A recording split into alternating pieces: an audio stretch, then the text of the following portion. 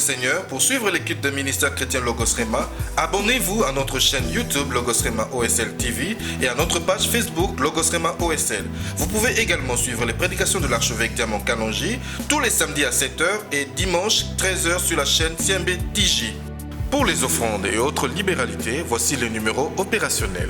M-Pesa 081 087 27 87, Airtel Money 09 98 33 31 27, Orange Money 089 21 27 00. Vous pouvez également effectuer les transferts bancaires à notre compte Equity Bank qui s'affiche au bas de votre écran. Nous sommes également ouverts pour recevoir vos requêtes de prière. Pour cela, contactez-nous au 081 78 22 312 et 085 99 36 429. Que Dieu vous bénisse. Bien-aimés frères et sœurs, c'est un grand jour pour nous, enfants de Dieu, pour nous l'Église, parce que nous sommes en train de célébrer l'entrée triomphale à Jérusalem de notre Seigneur Jésus. Et ma prière ce matin est que cette entrée soit réellement une entrée qui amène le salut dans la vie de quiconque croit dans le message que nous donnons ce matin. Dans vos familles, nous proclamons la venue et l'entrée triomphale de Jésus-Christ. Voilà pourquoi nous venons afin de nous approcher à la table du Seigneur, partager le repas, comme nous l'avions dit les dimanches passés, le repas du Seigneur. Pour la petite histoire, je verrai que nous puissions rentrer dans le livre des psaumes au chapitre 23. Nous allons lire, c'est un chapitre très court qui n'a que 6 versets, juste afin de nous rafraîchir pour la suite de notre message. Nous lisons dans Psaume chapitre 23, Cantique de David, l'Éternel est mon berger, je ne manquerai de rien. Il me fait reposer dans des verts pâturages. Il me dirige près des eaux paisibles. Il restaure mon âme. Il me conduit dans les sentiers de la justice à cause de son nom. Quand je marche dans la vallée de l'ombre de la mort, je ne crains aucun mal, car tu es avec moi. Ta houlette et ton bâton me rassurent. Tu dresses devant moi une table en face de mes adversaires. Tu induis ma tête et ma coupe déborde. Oui, le bonheur et la grâce m'accompagneront tous les jours de ma vie et j'habiterai dans la maison de l'Éternel jusqu'à la fin de mes jours. Est-ce que tu peux répéter avec moi? Oui, le bonheur et la grâce m'accompagneront tous les jours de ma vie et j'habiterai dans la maison de l'Éternel jusqu'à la fin de mes jours. Amen. Ceci pour nous rappeler ce que nous avions dit les dimanches passés. Il s'agit de la table du Seigneur. Et le sujet sur lequel je m'appesantis à travers ce texte, c'est de montrer la puissance que véhicule le repas du Seigneur. Nous avons développé l'habitude de venir tous les dimanches prendre le repas. Maintenant que nous sommes confinés dans les maisons, partager la Sainte Seine, la table du Seigneur, mais nous avons perdu de vivre et d'expérimenter la bénédiction, la puissance qui se dégage pour jouir de tous les bénéfices contenus dans cette table. Nous avons rappelé autrefois que la table ici n'est pas dressée par un homme, c'est Dieu qui la dresse. Il la dresse pas à côté de nos ennemis, en face de nos ennemis. Il y a un message que le Seigneur veut véhiculer, que j'aimerais que tu saisisses pendant ce moment où tu célèbres l'entrée triomphale de notre Seigneur Jésus. Si vous regardez les textes, vous verrez que le verset premier introduit le bon berger. On ne peut pas parler du bon berger sans voir les brebis. Donc le bon berger est présent. Il dresse la table pour ses brebis. Donc il y a un lien étroit qui existe entre le berger, le bon berger et les brebis. Le berger prend soin, le berger veille. Vous pouvez lire tous les textes comme nous l'avons lu tout à l'heure. Autre chose que j'aimerais ressortir encore dans ce texte, c'est que il existe aussi un lien étroit entre la table que l'Éternel dresse ainsi que sa présence. Donc il y a la table qui véhicule la présence de Dieu. Il y a le brebis qui sont prises en charge par le bon berger. C'est pour cela que ce matin, j'aimerais te dire que tu ne manqueras de rien parce que tu y es conduit et pris en charge par le bon berger. Et le bon berger, partout où il est, où il dresse la table, sachez que la brebis a sa place autour de la table. Est-ce que tu peux me donner un amen de gloire? Lorsque nous regardons, alléluia, lorsque nous regardons dans le verset 5, qui est le verset de base, le verset clé sur lequel nous nous exhortons, il est dit ceci: tu dresses devant moi une table en face de mes adversaires. Tu oins d'huile ma tête et ma coupe déborde. Et la fois dernière, nous avons relevé deux avantages que garantit la table du Seigneur. La première, nous avons vu que chaque fois que la table est dressée, Dieu nous garantit de sa présence. Et ce matin, j'aimerais que tu sois conscient que Dieu est présent là où la table est dressée. Deuxième élément que nous recevons comme bénédiction ou garantie qui nous est réservé autour de sa table, la Bible dit « Il oint d'huile ma tête ». Nous voyons l'onction qui entre en jeu. Dieu nous prend en charge, sa présence nous rassure, mais il veut démontrer sa puissance en face de nos ennemis. C'est pour cela que tu ne vas pas mourir, tu ne dois pas avoir peur de l'ennemi qui te menace, parce qu'il y a l'onction qui est déjà pourvue à la table du Seigneur. Et l'onction a une mission. Quelle est cette mission? La mission, donc, c'est de répondre à toutes nos attentes, et aussi, l'onction fait référence à la guérison.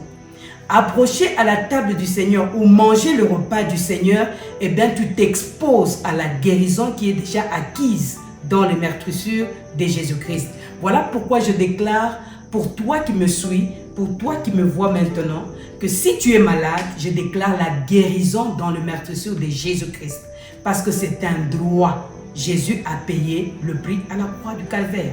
Et l'onction est là pour te rassurer que même la pandémie de Covid-19 qui tourne pour te menacer, ravager, mais toi et ta maison, tu ne seras pas atteint parce que le bon berger est là. Est-ce que tu peux dire Alléluia? Gloire à notre Dieu. Qu'est-ce que nous voyons encore aujourd'hui dans le verset 5? Il dit, non seulement qu'il oint d'huile notre tête, il dit la coupe déborde. À la table du Seigneur, nous partageons la coupe. Et cette coupe, c'est la coupe du sang de l'alliance. Et cette coupe est en train de déborder, pas en dehors de la table, mais sur la table en face de mes adversaires. Alors j'aimerais que tu sois dans la joie parce qu'il y a une coupe qui coule en permanence. Et cette coupe, c'est la coupe du sang de l'alliance. Et ce sang a une voix. Ce sang parle en ta faveur. Ce sang intercède pour toi. Il est différent du sang de bouc. Il est différent du sang de l'agneau. Parce que les sangs couvraient les péchés, mais ils ne faisaient pas partie le péché. Et cela revenait toujours à l'esprit, à la mémoire. Et ça pesait sur nous. Mais le sang dont la coupe est débordante, c'est un sang qui parle pardon. Et c'est une table du pardon. Alors j'aimerais que toi qui te culpabilises, en approchant la table du Seigneur, que tu daignes obtenir le pardon du Seigneur. Non seulement que nous avons le pardon, les péchés est effacé. Dieu a oublié, il n'y revient plus. À toi seulement de prendre conscience et de croire dans le travail du sang de l'agneau. Donc il n'y a plus de condamnation. Est-ce que tu peux dire Alléluia? Gloire à notre Dieu. Merci Seigneur. Lorsque nous rentrons, cela me ramène à voir le verset 3. Le verset 3 dit, il restaure mon âme. Donc à la table du Seigneur, il y a la restauration. J'aimerais te dire, mon frère, ma soeur, qu'en mangeant le pain, en buvant dans la coupe de notre Seigneur Jésus, tu es en train d'accéder à ta restauration. La restauration de ton âme, la restauration de ta famille, la restauration de tout ce que tu as perdu, mais en face de tes adversaires qui t'ont menacé, qui ont travaillé pour te perturber, sache que la restauration est garantie lorsque tu t'approches à la table du Seigneur. Et enfin, pour chuter pour ce message d'aujourd'hui, le verset 6 nous dit quelque chose de formidable. Il dit, oui, le bonheur et la grâce m'accompagneront tous les jours de ma vie. Bien-aimé, j'aimerais que tu comprennes que lorsque l'Éternel dresse la table, il ne la dresse pas en vain. Il la dresse avec des objectifs qu'il veut atteindre. C'est pour cela que nous ne devons pas avoir peur, mais nous devons avoir la foi, nous approcher à la table avec foi, parce que l'Éternel honore la foi. Alléluia. Lorsque nous dit le bonheur et la grâce, ça veut dire, quand nous nous approchons à la table du Seigneur, nous déclenchons les bénédictions. Les 7 bénédictions que le Seigneur avait prononcées lorsque Israël devait quitter l'Égypte. Dieu a déclaré des bénédictions du fait qu'ils ont participé à l'agneau, la Pâque. Et le fait de célébrer Pâques, cela les a introduits dans les 7 bénédictions dont je vais vous citer, qu'on n'aura pas le temps de développer. La première des choses que nous déclenchons lorsque nous approchons à la table du Seigneur, c'est la bénédiction de la longue vie. Le Seigneur garantit la longue vie à son peuple. Deuxième bénédiction, le Seigneur garantit la présence. Il dit, je serai toujours avec vous. Je marcherai au-devant de vous. Troisième bénédiction, c'est la guérison. Que tu sois malade spirituellement, physiquement, je te déclare qu'en approchant la table du Seigneur, tu actives la guérison, celle qui est promise par le Seigneur. Quatrième bénédiction, c'est la prospérité. La prospérité à tous égards, comme il dit, je souhaite que tu prospères à tous égards, comme prospère l'état de ton âme. Et la cinquième, c'est la fécondité. Nous déclarons qu'il n'y aura pas de stérilité partout où tu es, parce que Dieu a promis de libérer la pluie de l'avant et de l'arrière-saison pour arrêter la sécheresse. Sixième bénédiction, c'est la protection. Et enfin, septième, la sécurité. Donc, lorsque nous approchons à la table du Seigneur, bien-aimés, comprenons, ayons la compréhension que nous sommes en train de déclencher la puissance que véhicule le repas du Seigneur pour notre bénéfice. Est-ce que tu peux dire Alléluia? Et enfin, nous rentrons dans le livre d'Exode que nous avions vu autrefois dans le chapitre 12. Là, j'aimerais que nous lisions le verset 3 et le verset 7 pour nous rappeler des instructions que le Seigneur a données à Israël lorsqu'il devait quitter l'Égypte. Il dit, parlez à toute l'assemblée d'Israël et dites, le 10e jour de ce mois, on prendra un agneau pour chaque famille, un agneau pour chaque maison. Le verset 7, l'instruction qu'il faudra et que nous devons mettre en pratique, on prendra de son sang et on en mettra sur les 2 poteaux et sur les linteaux de la porte des maisons où on le mangera. Alléluia. Donc une instruction à respecter. Vous prenez l'agneau d'1 an, jeune, sans défaut, sans tache, et nous savons que notre agneau qui a été immolé, c'est Jésus-Christ, il n'avait ni défaut ni tache. Et le sang qui va couler de cet agneau que devait manger l'enfant d'Israël, la Bible dit, vous prendrez le sang et vous allez appliquer sur les linteaux. Voyez un peu les linteaux d'une maison. On applique au-dessus, on applique sur le côté. Mais nulle part on dit que vous allez appliquer à l'entrée au pied de la maison, de la porte. Pourquoi? Il y a un message que le Seigneur veut nous donner. Donc, le sang appliqué à gauche, à droite, au-dessus, nous parle de la protection, de la couverture. Ça veut dire nous sommes couverts, nous sommes sous la protection du sang de l'agneau. Et je déclare le sang sur le linteau de vos maisons. Et le sang ne devait pas être placé au pied de l'entrée de la porte, parce qu'on ne peut pas piétiner les sangs. Le sang a du prix, le sang de Jésus, le sang de l'agneau. Et quand l'ennemi vient, il passe outre parce qu'il s'est dit, cette maison, il n'y a plus de vivant, il y a le sang qui est déjà sur le linteau, c'est que je dois passer outre. Est-ce que tu peux dire Alléluia? Pendant ces temps que les gens sont en train de se battre, cherchant où s'appuyer, mais nous nous appuyons sur l'agneau immolé. L'agneau dont les sangs continuent à parler, pardonne-leur car ils ne savent pas ce qu'ils font. Les sangs qui purifient, les sangs qui nous justifient. Alors mon frère, ma soeur, je t'invite à approcher la table avec foi. Avec foi, crois qu'il y a une puissance qui va être libérée pendant que tu seras en train de manger ce pain. Que tu seras en train de prendre la coupe parce que cela est une institution instaurée par le Seigneur Jésus lui-même. Et en le mangeant, comme les enfants d'Israël, la Bible dit, ils ont mangé. Il n'y a pas eu des infirmes ni des malades parmi eux pendant toute la période. Donc c'est pour dire, toi aussi, le pain que tu prends aujourd'hui, la coupe à laquelle tu vas prendre part, je déclare qu'il n'y aura pas de malade dans ta vie, dans ta maison. Il n'y aura pas d'infirme dans ta maison. Si tu le crois, dis je le crois, je le reçois. Et ensemble nous disons Alléluia. Gloire soit rendue à notre Dieu. La table du Seigneur, table qui véhicule la puissance, qui guérit, qui délivre et qui met en déroute tous nos ennemis. Que le Seigneur vous bénisse. Ensemble, partageons le repas du Seigneur. Bien-aimés, comme nous venons de l'entendre dans la parole, voici venu maintenant le temps où nous devons partager la table du Seigneur, ce repas que l'Éternel lui-même a institué.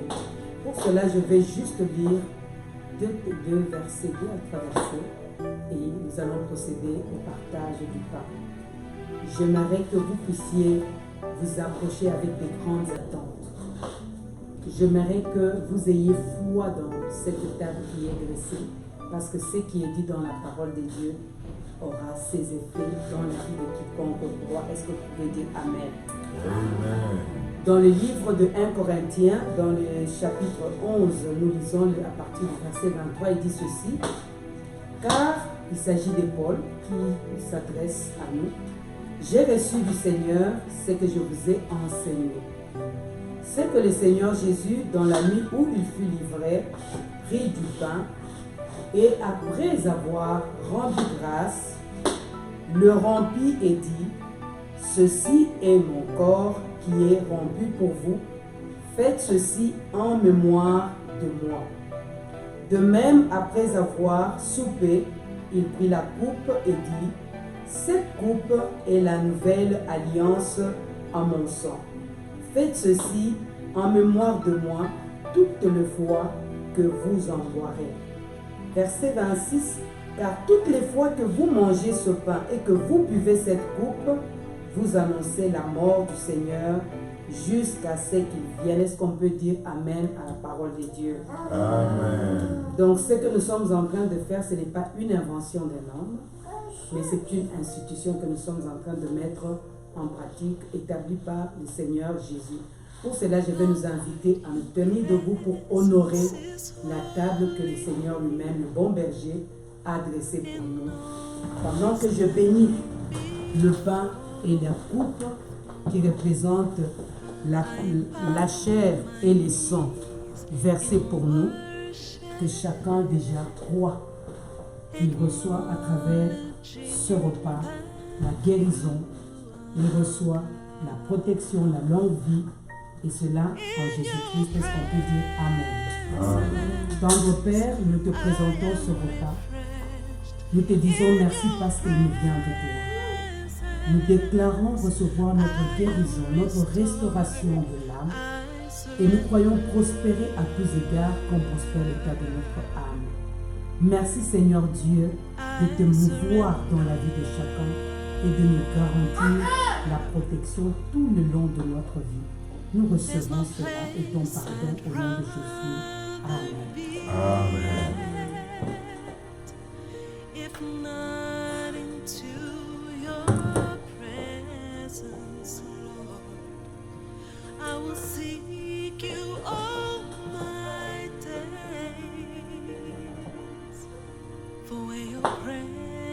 Leads, I find my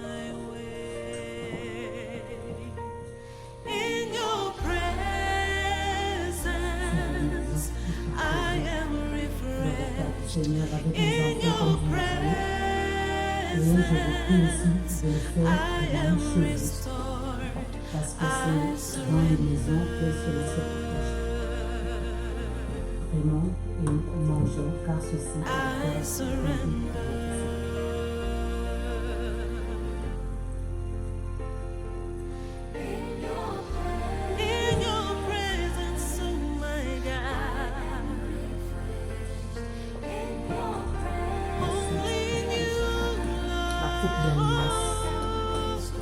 nous ne prenons pas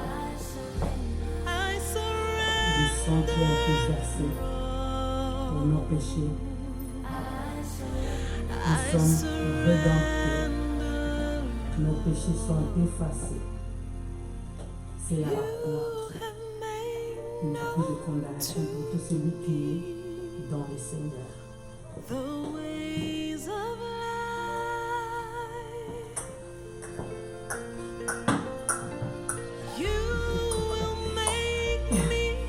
C'est ça quand nous partageons le repas du Seigneur en famille. Prenons la coupe qui a été versée pour nous.